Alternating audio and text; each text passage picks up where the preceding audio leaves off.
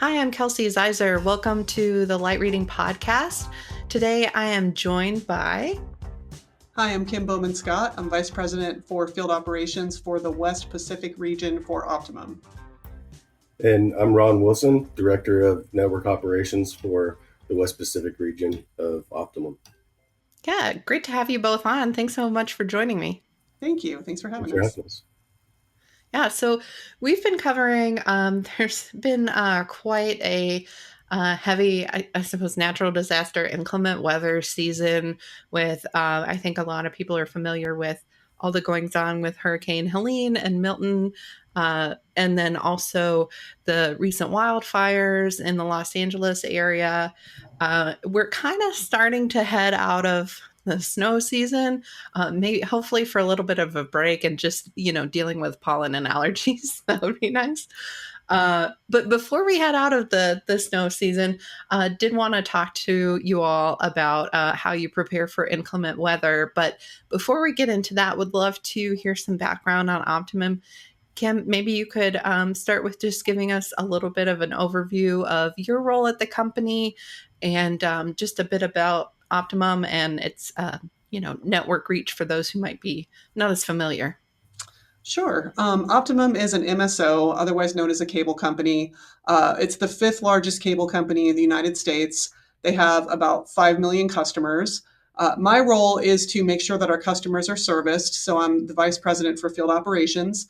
I service 6 different states: New Mexico, Arizona, Nevada, California, and Idaho. So with all those different states, we have everything from the hottest of hot to the coldest of cold. So we're responsible for making sure that the customers' services are installed and that their services are working properly. Yeah, Ron, anything to add there? Tell us a little bit about your role at Optimum as well. So my role at Optimum is as the Director of Network Operations for Field Service.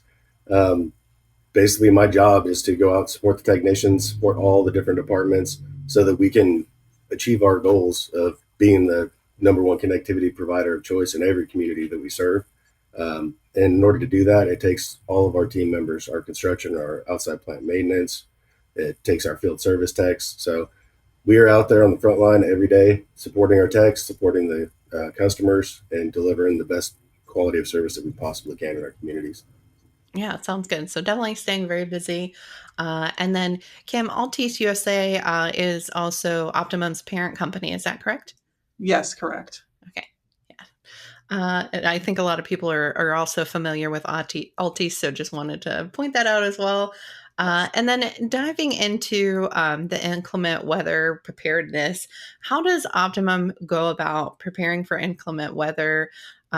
What's your strategy each year as things get a little bit colder and there's snow coming? How do you get ready out in the field? Ron, I will kick that one over to you. Yeah, I'll take that.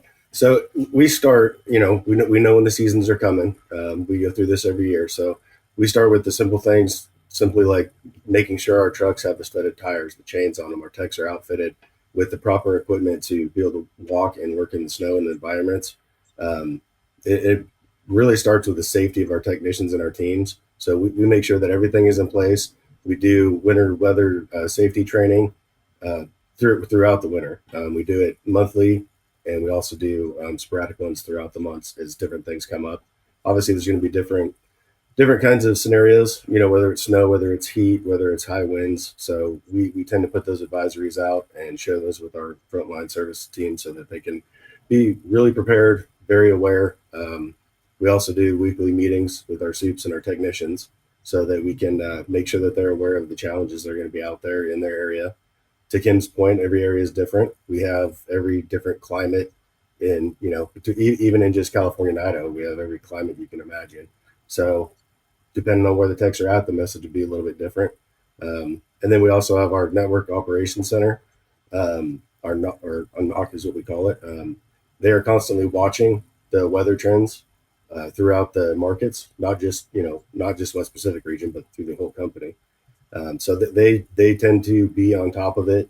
They will get out there and let us know, what's coming. If there's a threat to high wind, even things just like high winds, we'll get those advisories and we get put on alert for those as well. So it's a pretty pretty in-depth system that basically keeps us informed 24/7. We know when something's coming before it even hits us most of the time. So. Are there ways for customers also to update you on outages? What's the best way to for them to coordinate with you? I'm just curious if they, if you get a lot of incoming calls or there's other options. I know just for our local utility company, we get a text alert when there's an outage and then an estimate of when it might be repaired. So I was just curious what the process is there. Yeah, we have a couple things. We have public safety announcements that go out in mailers to customers. So those are helpful to basically help prepare our customers for what to expect in the wintertime and also what we need from them, making sure that, it's accessible so we can get to the areas of their property that we need to. So that's one stage of it.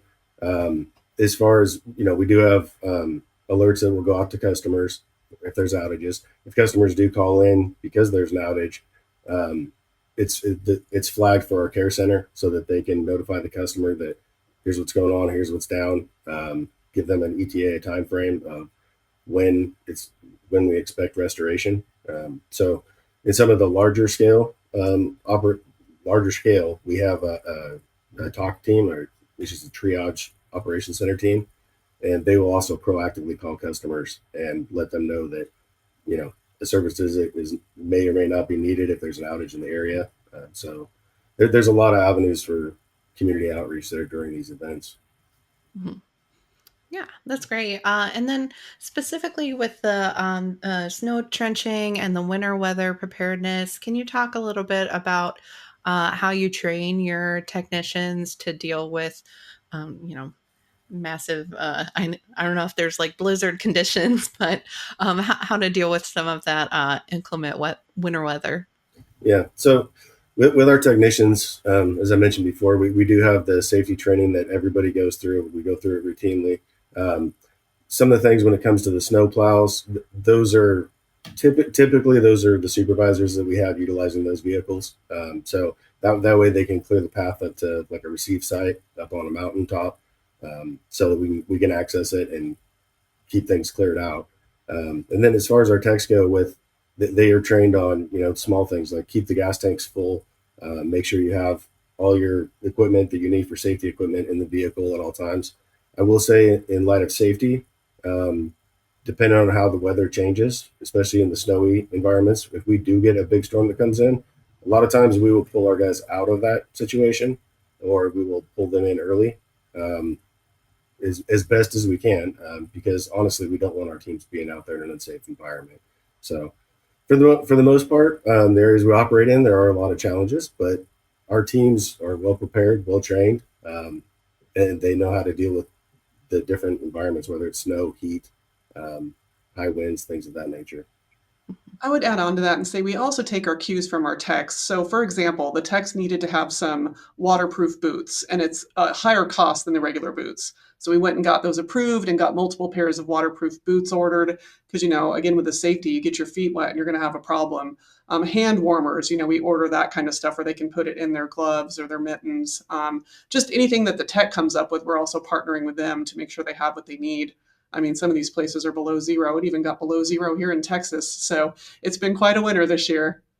Yeah, I'm in Raleigh, North Carolina, and our weather's kind of all over the map. And whenever it gets really cold, and we do get the occasional snow, I realize I really don't have um, warm enough gear, at least, Okay. and that's when like those snowshoes and things would come in handy, or Yeah. the waterproof boots that you mentioned. Yeah. Uh, and then is there, you all mentioned that.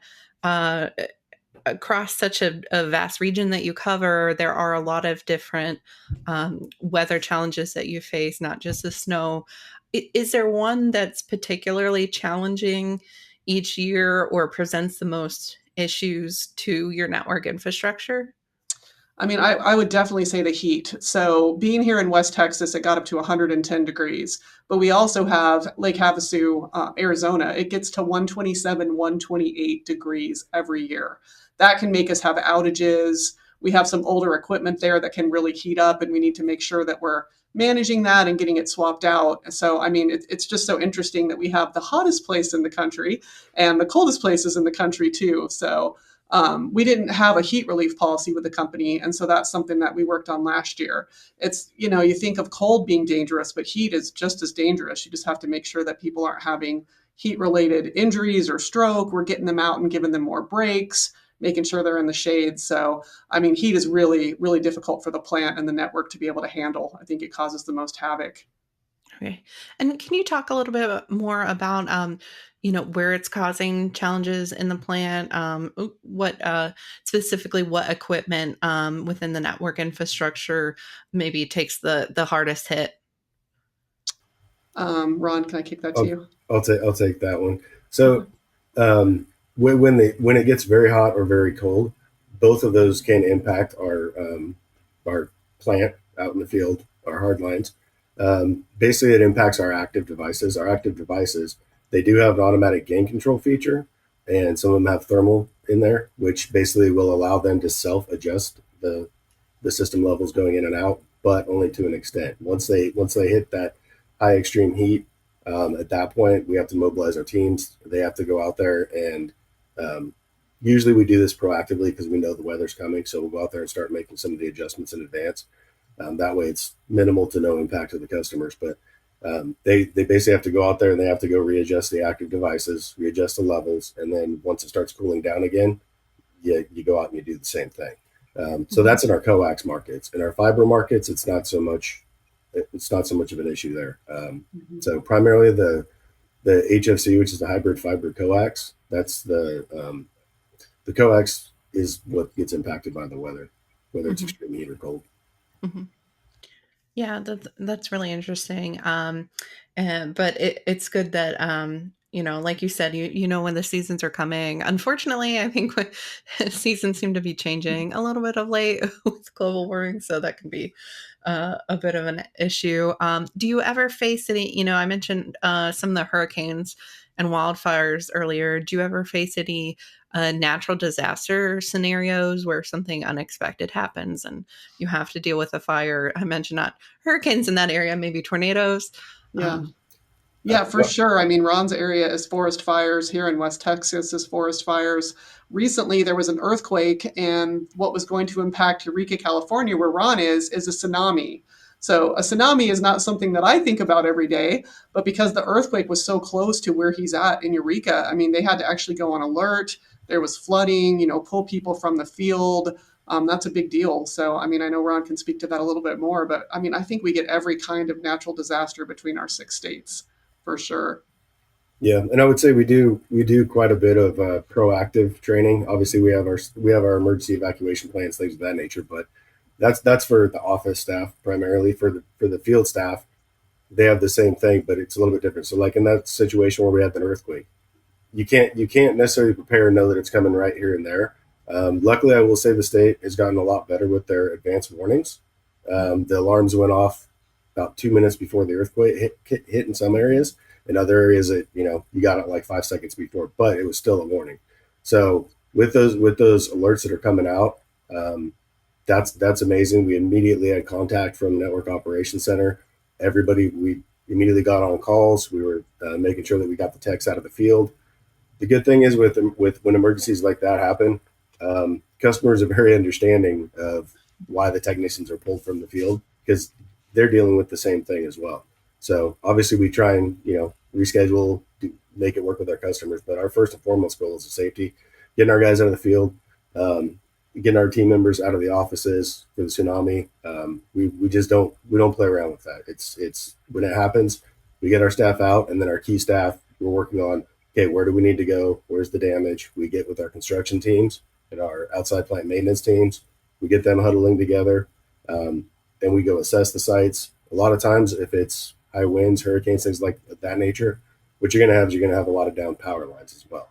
So in that situation, the power company will go in, they'll do their assessments, and then once they're all clear, then we can get in there and get to work. We do not go anywhere near it. They won't even let us in, and we don't want to be in there until it's 100% secure. Uh, mhm. our teams are also trained on down lines, not to touch down lines. They have all the proper tools to test for voltage, everything like that. Um, so pretty much all hands on deck on these ones when they pop up like a hurricane or tornado or earthquake. And I've been really proud of the team's responses and across the whole United States. I mean, we're getting calls from everybody in New York and everything else. So it's great support staff. Mhm. Yeah, yeah, definitely safety first. Always, it's most important. And then when you're coming back in after the immediate danger has passed, how do you go about restoring any damage to the network? And do you have to work closely with construction teams that might accidentally cut a fiber line, for example, when they're rebuilding? What are some of the challenges that you face to restoring the network?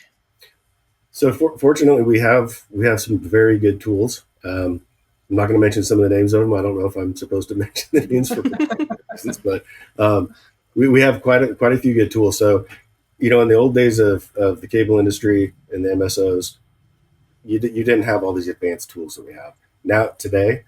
After an incident happens or an event happens, we have the ability to get the teams together, huddle them up. We use all the tools that we have, call them the soft tools, so we can see where every single outage is, what's impacted, and at that point we can mobilize the teams, whether it's construction, whether it's outside plant maintenance. Obviously, if our technicians for the field are not running their service routes, they're going to be available to help as well. And sometimes it's as simple as our field technicians. They'll be doing ride outs to go assess damage, take pictures, and get that information back. So we never run out like it's a hair on fire thing and just go hit this one. There's a very detailed plan that we execute on getting the largest areas and the most critical areas up first, and then we go from there and just kind of go down the list. But always starts with a safety tailgate meeting. We call them tailgate meetings. They happen in offices or out in the field. And we do those assessments every time before we roll out. And also we do an assessment afterwards. So once we've completed, um, got the outage restored, we do an assessment, after action assessment is what I call them. And then we find out what we did good, what we could improve on, where our opportunities were, any good call outs that we had from people going above and beyond. So it's kind of a whole process there. Mhm. Are there any, I don't know that there'd be any, I suppose, temporary assets deployed to, as you're, if there's a network outage to kind of accommodate for that, or how do you help customers that maybe are experiencing an outage? Do they have access to, charging stations, things like that? So in our infrastructure, we have power supply cabinets that power our devices. So if customers happen to have their own generators, we go out and we put our generators on our power supplies. That brings our network back up and operational. So if customers have their own generators, which in a lot of these areas they do because they're familiar with power outages and things of that nature. So in those situations, their services stay up and they're operational and they're running because we're able to get our generators on there. And every one of our sites is staff is loaded with generators, and we make sure they're fueled up, ready to go before the seasons. We also have them that are fueled up, ready to go for the incidents like the earthquakes or something that hits immediately. So all hands on deck there, and then basically the communication with the customers. A lot of that goes, like I said, through the triage operation center or the network operation center. Also the care center when customers call in. And on top of that, we're out in the field. Our teams are out there, our construction teams. A lot of times we'll bring in our construction vendors as well to assist with our local staff. So on emergency restoration projects. So we pretty much bring all hands on deck. Um, Everybody has we all know what's going on. As we're out in the field, we express it to the customers as well. Everybody has questions. So we do the best we can to communicate it and give them the ETAs. So And I also wanted to circle back for a moment. Earlier, when we were talking about challenges that extreme heat brings, and you mentioned that, in the coax markets or HFC, that can be a bit of a bigger challenge. Can you talk a little bit more about why that takes a little bit more of a hands on approach and presents different challenges than, say, your fiber networks? Yeah, so with the HFC network, it's very sensitive to the elements. So it depends on if you have the cable aerial or if you have it underground. But for example, if you have it aerial, it's getting the heat, it's getting the wind, it's getting blown around. I mean, I referenced Lake Havasu, but we can get 60-mile-an-hour winds there. You're having to constantly replace cables, where if it's underground, you don't have to replace it as often. Just any of the equipment, these cable plants from any of the cable systems are getting to be what they were calling older. And so it's just the technology has gotten so much better, to Ron's point, that we're now having to go back and replace some of this stuff. And for example, an amplifier will last a long time, and that's what gets the signal through the system. But with that kind of heat, they just weren't built to have anything that hot. They don't have air conditioners on them. Some of them aren't even in the shade. So it just really takes a beating from the HFC perspective, from the above ground perspective, than it does with fiber or underground. Yeah, I would add to that. When you think about it, like when things get hot and expand or contract when they're cold, that's what happens with our cable line. We have the outer jacket. So like in these hot areas, we use unjacketed. So that's why you'll see the silver lines up in the air. And some of the colder markets, like the Eureka and the Mammoth Lakes, you're going to see it jacketed. So the cable lines are going to be black. So those two, we choose which type fits the area for. So that'll help mitigate some of the heat and some of the cold impacts. But when the cable is swelling, that's going to impact the impedance on the cable, which obviously, when that happens, now your levels are going to go up or down. So with a fiber network, you don't have that because you have glass. So, I mean, if you get extreme heats, yes, you might have some effects, but not so much. Fiber is very solid. There's a reason why most every industry is going towards fiber for everything new that we build. Um, there's not as many speed. There's not as many weather issues. It's just a much more reliable and stable product than HFC. HFC, to Kim's point, is more of a, I would say it's the legacy. That's what most areas have, but everybody is slowly getting put over to the fiber side because it just the reliability factor is night and day difference. Hmm.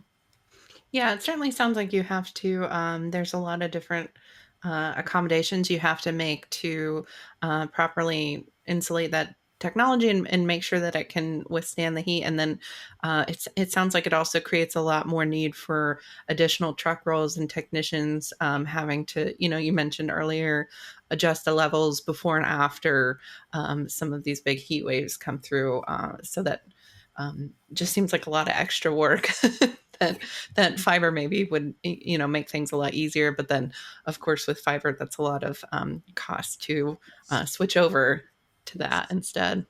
Yes, big capital investment. Yes. So just to wrap up, what's next for in terms of weather preparedness? What kind of season are you entering into now? I suppose it's probably getting ready for that warmer weather. But tell me a little bit about what do things look like for you in this season, and as we're heading into March. Well, our industry is very cyclical. So, normally in the winter, we're not as busy. As we ramp up in the spring and into the summer, that's when people move. That's when kids go back to college. There's so much activity. And so that's really when we start to get into what we call our busy season. So right now we kind of get to take a breath. It's not so cold. It's not too hot yet. We get to take a breath, do some trainings for our technician, kind of get them prepared for what's coming with the heat, and just really prepare for what we call that busy season. So I think it's just right now is usually the ideal time, around the March, April timeframe. That's when we get a little bit of a breather, and then we get right back into the heat and do it all over again.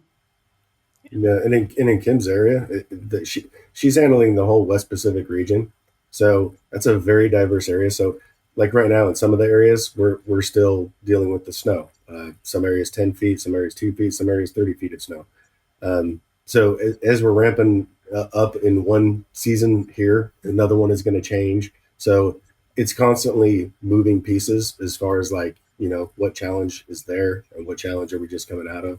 So there's a lot of it's a very dynamic footprint, you could say, with all the different challenges, and so we're constantly getting ready for something next. Now, good thing is we do have past practices, so we understand things that work that don't. So those have been refined really well. But overall, it keeps us on our toes with all the different climates we have.